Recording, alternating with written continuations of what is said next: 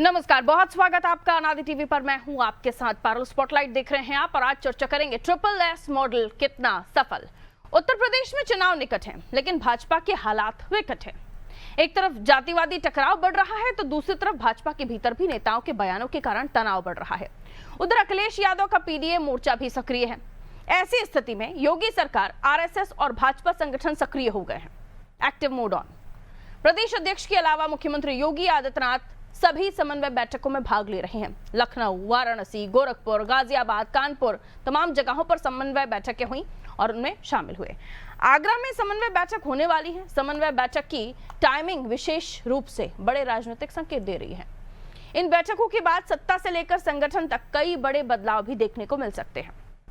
बैठकों में राजनीतिक, सामाजिक एवं स्थानीय विषयों पर चर्चा की बात कही जा रही है, लेकिन बीजेपी इन बैठकों के माध्यम से संगठन के भीतर समन्वय और बाहर हिंदुओं को एक करने, जातिगत भेदभाव पैदा करने की कोशिश जो हो रही है उसको सद्भाव में बदलने, यानी जातिगत सद्भाव कैसे पैदा किया जाए, इसको लेकर काम कर रही है।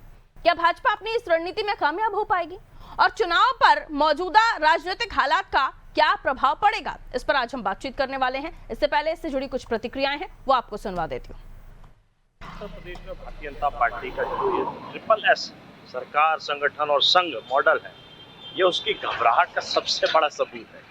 पिछले चुनाव में जनता ने भाजपा के अहंकार को जिस तरीके से तोड़ा है, उसके बाद अब उन्हें अपनी जमीनी हकीकत नजर आ रही है।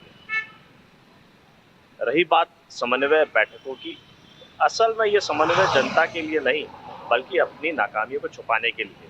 अभी हाल ही में भोपाल में आरएसएस प्रमुख मोहन भागवत जी ने खुद कहा कि आरएसएस को भाजपा से न जोड़ें। भागवत जी का यह बयान साफ बताता है कि अब संघ भी भाजपा के कुशासन और जनविरोधी नीतियों के बोझ को ढोने को तैयार है।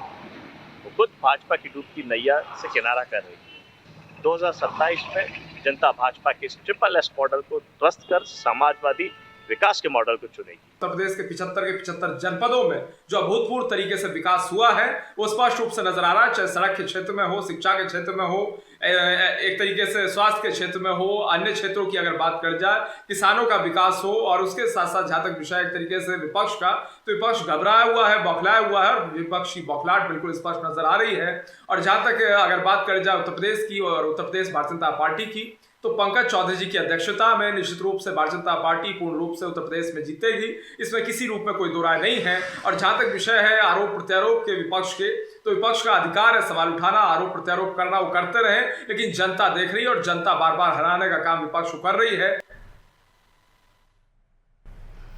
ट्रिपल एस, संघ, संगठन, सरकार, लेकिन असल में इसे समझिए तो ये बीजेपी का क्राइसिस मैनेजमेंट करने वाला एक बम्पर पैकेज है।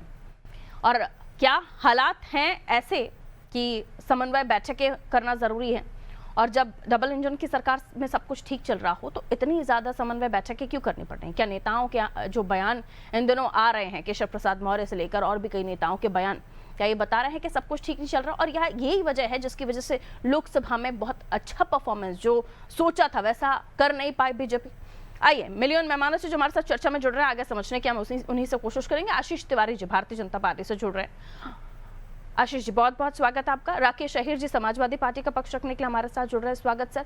मनोज सिंह जी कांग्रेस प्रवक्ता है, सुनील त्रिपाठी जी वरिष्ठ पत्रकार है, आप दोनों का भी वेलकम करती हूँ सर। सुनील त्रिपाठी जी, शुरुआत आपसे। ट्रिपल एस, सरकार, संगठन, संघ, तमाम चीजें हैं, लेकिन ट्रिपल एस फॉर्मूला के साथ क्या तमाम जो चीजें स्थिति जो बढ़ रही हैं, समाजवादी पार्टी का पीडीए हो, जातिवादी राजनीति हो, उसके अलावा पिछला परफॉर्मेंस लोकसभा का जो बिगड़ा उसे सुधारने की कोशिश, और इस बीच ये भी आप इसको भी लेकर चल सकते हैं कि हाल ही में जो नेताओं के आ रहे बयान जिसने ये बताया कि संगठन के अंदर, सत्ता के अंदर सब कुछ ठीक नहीं चल रहा है, आप कैसे देख रहे हैं? क्या ये ट्रिपल एस फॉर्मूला सब पर भारी पड़ने वाला है?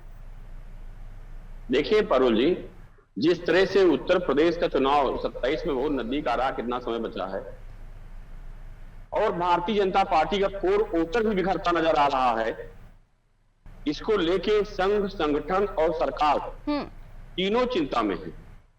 जिस हिंदुत्व के नारे पर लेकर के भाजपा उत्तर प्रदेश से लेकर देश के कोने कोने तक पहुंची थी, वो पूरा इनका योगदान यूजीसी को लाके खत्म कर दिया उन्होंने। पूरे प्रदेश में आप देख रहे हैं कि दिल्ली से लेकर राजधानी में सड़कों पर प्रदर्शन हो रहे हैं, इससे संघ को भी लग रहा है, संगठन को भी लग रहा है और सरकार को भी लग रहा है कि 27 का चुनाव हमारे लिए चुनौतीपूर्ण ही होगा, क्योंकि जिसकी आप चर्चा कर रहे थे 24 के चुनाव तो सौभाग्य से किसी न किसी सरकार बन गई दिल्ली में, लेकिन 27 का चुनाव बड़ा चुनौतीपूर्ण होने वाला है, क्योंकि मायावती जी भी प्रमुखता से चुनाव में उतर गई है और देखा आपने कि उन्होंने सबसे पहले एक ब्राह्मण विधायक को टिकट भी दे दिया। मतलब ये संदेश दे दिया कि जो ब्राह्मण आप विहीन दिखाई पड़ रहा है, किसकी तरफ जाए किसी तरफ न जाए, उसको लाने के लिए उन्होंने सबसे पहले शुरुआत कर दी है और सवर्ण सड़कों पे घूम रहा है। इस बात को लेकर के सरकार भी चिंतित है, लेकिन इस पर कोई कार्रवाई नहीं हो रही है। जिस तरह से विकास की बात हम करते हैं, हाँ विकास कितना हुआ है जनता भी जान रही है, ग्रामीण अंचलों की स्थिति क्या है वो जनता भी समझ रही है, कानून व्यवस्था की अगर चर्चा हम करें तो कानून व्यवस्था सत्य है ये तो। ठीक है सर, मैं लौट रही हूँ आपके पास। आशीष तिवारी जी, 2024 के लोकसभा चुनाव में क्या स्थिति थी सभी को पता है। ट्रिपल एस क्या वही एक बड़ी एक्सरसाइज करने वाला फॉर्मूला साबित होगा आपके लिए? और ये भी कहा जा रहा है केशव प्रसाद मौर्य साहब का बयान संगठन सरकार से बड़ा, उसको लेकर ये भी संकेत गए या फिर ये भी मैसेज गया कि भीतरघात की जो खबरें आ रही हैं वो भी मजबूत हैं। सर, तो ट्रिपल एस किस तरीके से काम करेगा? और आप लोग तो ये भी कह रहे हैं कि इतनी मजबूती से काम करेगा, हर ब्लॉक लेवल तक संगठन पहुंचेगा। जी आशीष तिवारी जी। देखिए, पहुंचेगा नहीं। हमेशा जब भी भारतीय जनता पार्टी चुनाव लड़ती है तो संघ का वैचारिक मार्गदर्शन रहता है, सरकार का काम रहता है और संगठन की जमीनी ताकत रहती है, और इसी तालमेल से विकास और सुशासन दोनों सुनिश्चित होते हैं। केंद्र में नरेंद्र मोदी जी की सरकार और राज्य में योगी आदित्यनाथ जी की सरकार है, और इन सरकारों ने जो काम करे उसमें एक्सप्रेस वे है, एयरपोर्ट है, निवेश है, बड़े बड़े निवेश लाए गए हैं, कानून व्यवस्था में बड़ा बदलाव करा गया है। वहीं पर अगर हम संगठन की बात करें तो भारतीय जनता पार्टी दुनिया की सबसे बड़ी राजनीतिक पार्टी है और इसका संगठन गांव गांव तक सक्रिय है।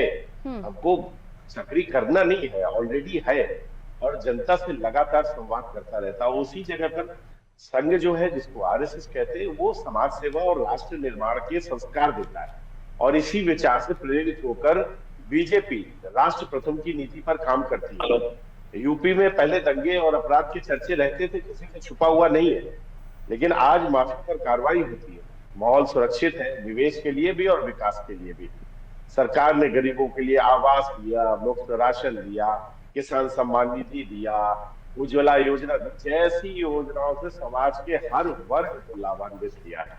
और विपक्ष के पास न संगठन है, न स्पष्ट नेतृत्व है और न विकास का विजन है। इसलिए बीजेपी के ट्रिपल एस के मॉडल पे जो लोग सवाल उठा रहे हैं उनको अपनी ओर देखना चाहिए।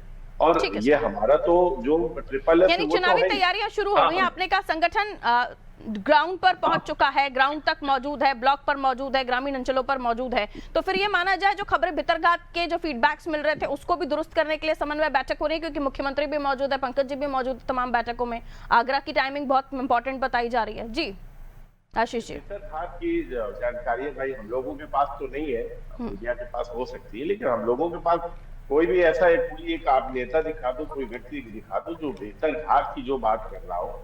हाँ, अपना अगर कोई व्यवस्था में उसको कोई दिक्कत आ रही होगी, समझ में आ रही होगी, तो एक आवाज उठाना है, एक ये लोकतांत्रिक व्यवहार है। लेकिन भीतरघात जैसे शब्द वो भारतीय जनता पार्टी में नहीं चलते, जो कि भारतीय जनता पार्टी बहुत अनुशासन वाली पार्टी है। और वहीं पर अगर हम देखें तो हमारा जो ट्रिपल एस है वो तो है, लेकिन समाजवादी पार्टी, क्योंकि केशव प्रसाद जी कह चुके हैं ना कि संगठन सरकार से बड़ा है, तो इसलिए ये खबरें निकल कर आने लगी और अपने अपने आंकलन होने लगे। इस बात से पारुल जी हम भीतरघात का तो नहीं लगा सकते कि वो बड़ा है कि छोटा है, ये एक बहस का मुद्दा हो सकता है, लेकिन इस पर हम भीतरघात निकालने की वो भीतरघात हो रहा, तो मुझे नहीं लग रहा कि ऐसा कोई भीतरघात होने वाली कोई बात। राकेश जी हमारे साथ जुड़ गए हैं। राकेश जी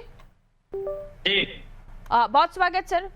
पीडीए का फॉर्मूला आपका अभी भी आप उसी पर ही चलने वाले हैं, या जिस तरीके से बीजेपी ने ट्रिपल एस फॉर्मूला इंट्रोड्यूस कर दिया है, पहले भी है लेकिन अब वो नए तरीके से और भी उसको धार देने की कोशिश कर रहे हैं। आने वाले समय से पहले उनकी तैयारियां शुरू हो चुकी हैं और उसके साथ साथ वो जातिवादी सद्भाव और तमाम और यूसीसी जैसे मुद्दे, गौ संरक्षण और भी मुद्दों पर काम कर रहे हैं। सर, आपके पास पीडीए है और कोई विकास का मॉडल आपके पास जिसको आप इंट्रोड्यूस करना चाहते हो?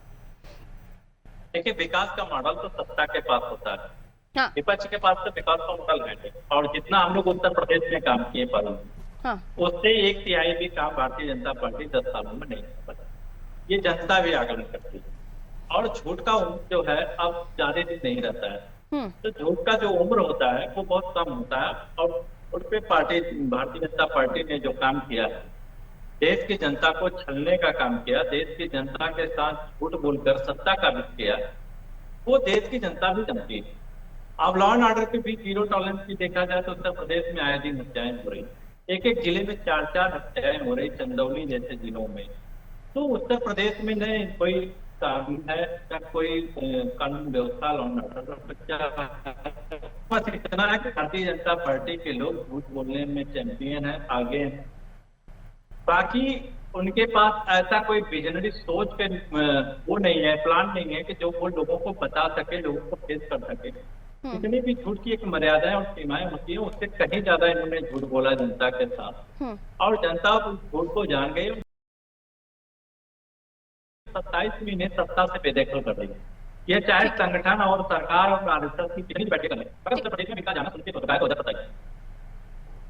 ठीक है, फोकस ये तो आप आरोप लगाते हैं, वो कहते हैं कि हमने माफिया राज खत्म किया, संगठित अपराध खत्म किया, वो ये नहीं कहते कि क्राइम की दुनिया खत्म ही हो गई उत्तर प्रदेश से। तो खैर इसको लेकर आप लोग आरोप लगाते हैं, लेकिन सवाल फिर वही पूछूंगी, पीडीए आपका, आप लोगों ने उस पर काम किया, लेकिन क्या विधानसभा चुनाव में भी वो उसको एक्टिव रखेंगे? और कांग्रेस की क्या भूमिका आपके पीडीए में होगी? क्या वापस आप लोग गठबंधन में ही चुनाव लड़ने वाले हैं? इनको कितनी सीटों पर काम करने के लिए देंगे? जी आशीष जी, ये तैयारी कहाँ है आपके, या अभी डिले है इसमें? आपने मुझसे पूछा? सॉरी आहिर साहब जी देखिए पारुल जी, जो पीडीए का फार्मूला है, आपने देखा कि पीडीए के फार्मूला से भारतीय जनता पार्टी 2014 में हाफ हो गई, 2024 में भारतीय जनता पार्टी हाफ हो गई। और पीडीए के जो फार्मूला है उससे भारतीय जनता पार्टी इतनी घबराई हुई है कि पहली बार संगठन, सरकार और आरएसएस की बैठक उत्तर प्रदेश में हो गई। तो इससे अंदाजा लगा सकते। और नई बात जो कांग्रेस पार्टी की, हमारे नेता माननीय अखिलेश यादव जी कई बार प्रेस में और कई बार अपने संबोधन में कहा है कि हमारा इंडिया गठबंधन रहेगा, आगे भी चलेगा, और पीडीए फार्मूला पे भी हम लोग चुनाव। ठीक है सर, कांग्रेस के लिए कहा जाता है मनोज जी के अभी तक की जो स्थिति है, क्योंकि आप उन समाजवादी पार्टी के ये टेक्निकल चीजें हैं, इसको लेकर आप राजनीतिक बयान दे वो अलग बात है, लेकिन टेक्निकल चीजें यही मानी जाती है कि समाजवादी पार्टी की वजह से आप लोग उपचुनाव लड़ते ही नहीं है।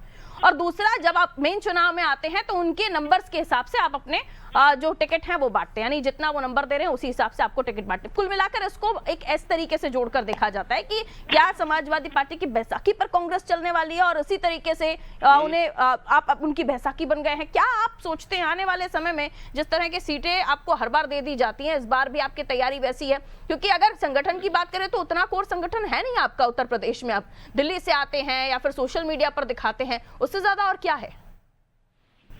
अगर आप बात करेंगी पूरे उत्तर प्रदेश में आंदोलनों की, सड़कों पर उतरकर जनता की मांग रखने की, तो कांग्रेस के अलावा आपको कौन दिखाई देता है? अगर कोई दिखाई देता हो तो बताइए। दूसरी बात यह है कि अभी आपने ट्रिपल एस की बात की, भारतीय जनता पार्टी की ट्रिपल एस की, वो ट्रिपल एस तो हमको दिखाई दे रहा है कि संकट, संघर्ष और शिकस्त दिखाई दे रही है भारतीय जनता पार्टी की।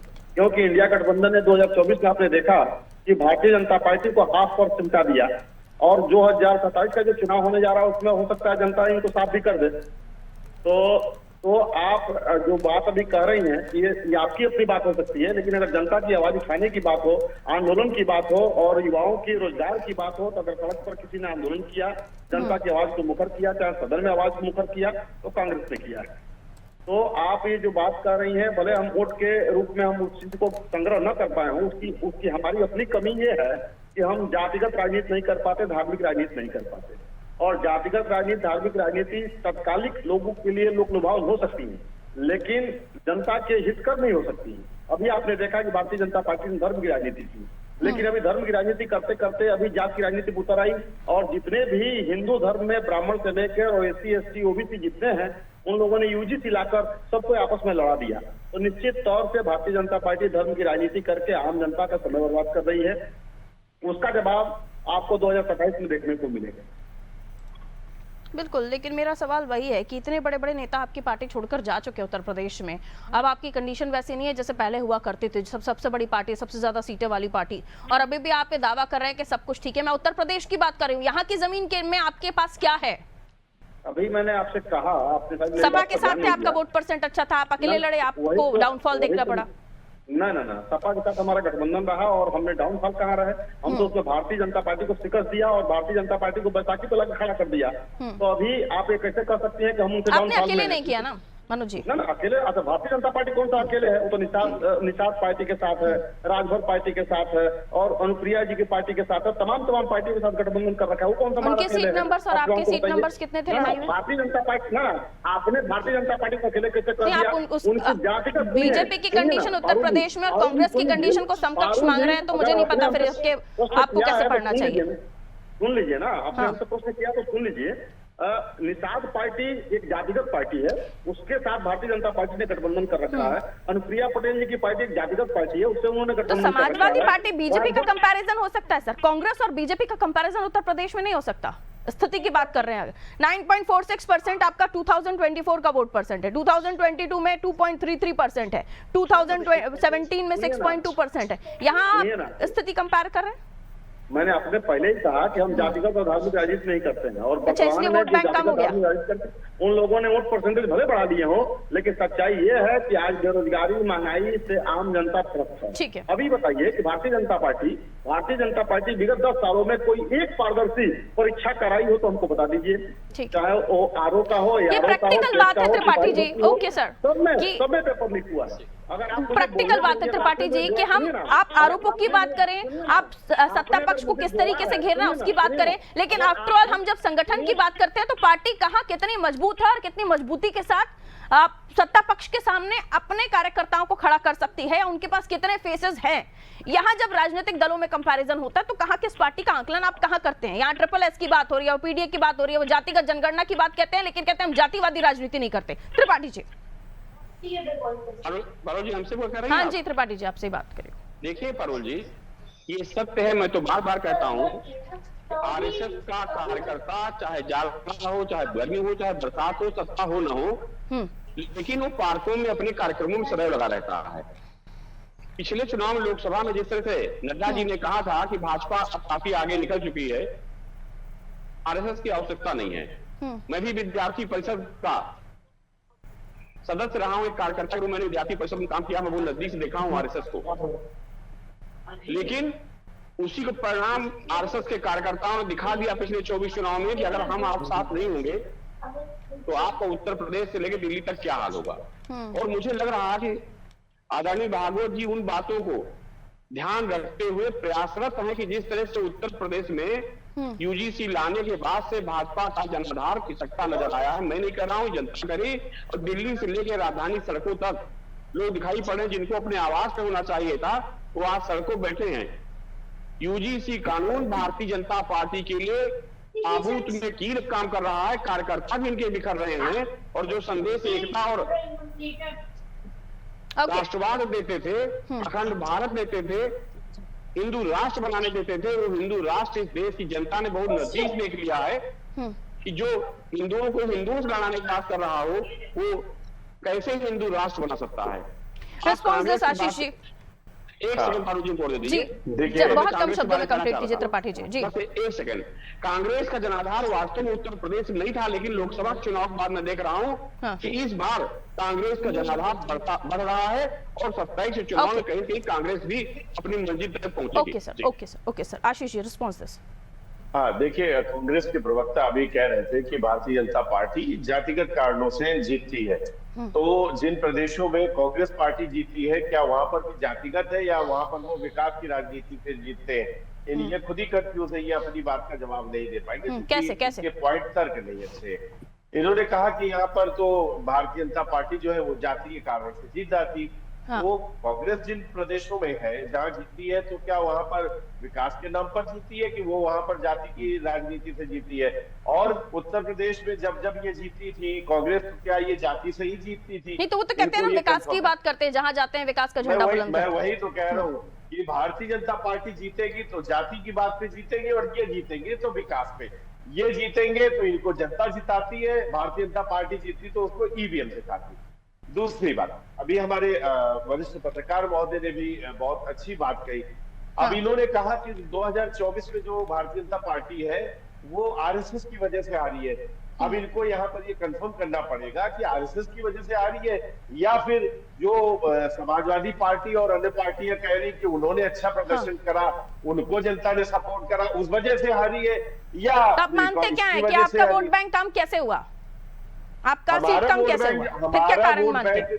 हमारा जो वोट बैंक कम हुआ, हमने उस पर तुरंत, जब हमारी सीटें कम हुई थी, हमने उस पर एक मंथन करा था, आपको पता होगा, तुरंत, और हमने उसके कारण भी कर लिए। लेकिन आप ये देखिए, नैरेटिव बनाने के लिए हमारे पत्रकार महोदय से लेकर विपक्षी तक इनको ये कह रहे हैं कि कांग्रेस जो है वो उत्तर प्रदेश में अच्छा वो करेगी।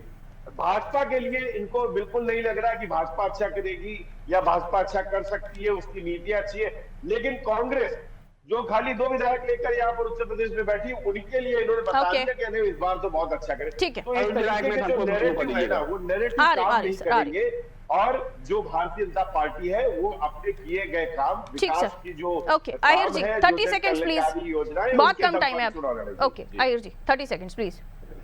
देखिए, भारतीय जनता पार्टी के पास कोई काम ऐसा किया नहीं इन्होंने 10 साल में जो वो जनता के बीच में जाके बता सकते। हिंदू मुसलमान या जाति जातियों में भेद पैदा करने की बात कितना दिन तक आप करेंगे?